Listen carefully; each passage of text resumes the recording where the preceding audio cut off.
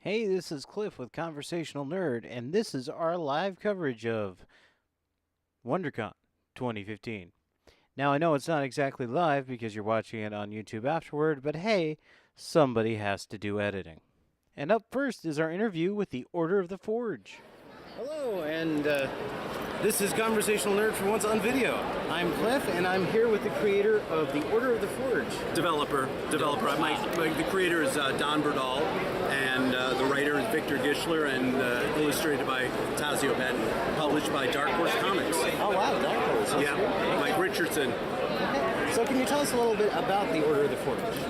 I can even show you a picture of the Order of the Forge. Yes, the Order of the Forge is a comic book that basically takes the premise of what would happen if we could see George Washington at 21 years old.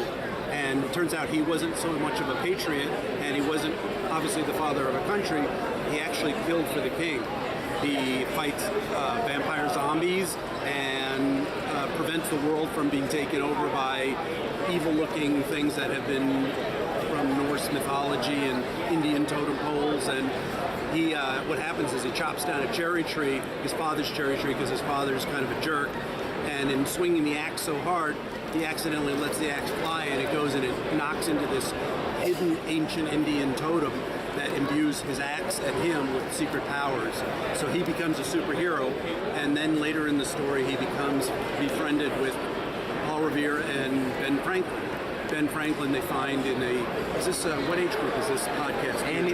We don't, adults? We have no restrictions. Okay, because, we take a look at Benjamin Franklin as somebody who is boozing and whoring, and they actually go, when it's time to get him for his big electricity experiment with the storm and the kite, they find him passed out drunk in a whorehouse with two naked women in bed, and Paul Revere and George Washington, who are 21 years old, are like, "Come on, let's go. You got to go do it." But then they get attacked by some thugs, and George Washington takes out his magical axe and just hacks them to pieces. So there's a lot of action and a lot of really great drawing, really great writing and great drawing. So the Norse mythology, is that based upon, like, let's say, the Norse got here before Columbus did and all that. Did they bring their stuff with them? Or? Exactly. In fact, the sort of the main set piece in the first book, which is out on Dark Horse on April 29th, is, well, I don't want to reveal what the end is, but yeah, there's a very key story point that there was a hidden way, some Norse element that figures into the storyline. Well, I know I, for one, really want to read this, so okay. And I can get your name one more time. Yeah, Bill Schultz. Mr. Schultz, good to see you. Good to talk to you, and we'll have this up on YouTube as soon as possible. Up next, we have an interview with a man named Chris Ayers with the Daily Zoo. Keep watching. With Mr. Chris Ayers, and you have the Daily Zoo. Can you tell us a little bit about that?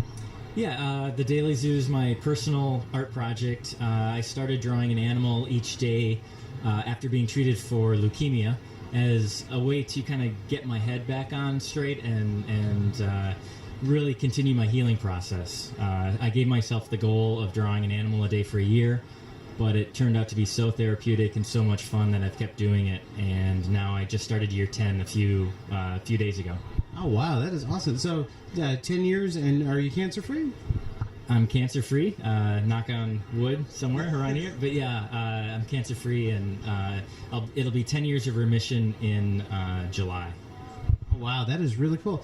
And then I also heard you had another collection coming up. When is that going to come out? The Daily Zoo Volume 3, Healing Together, is coming out in June of this year, just a few months away.